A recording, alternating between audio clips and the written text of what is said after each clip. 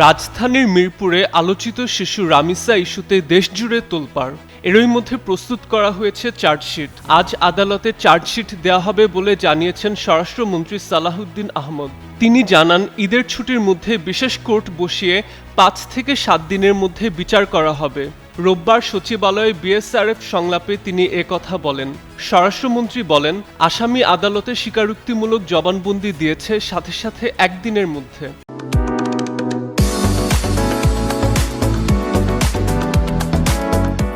সেই স্টেটমেন্টে তার সহযোগী হিসেবে তার স্ত্রীর নামও এসেছে।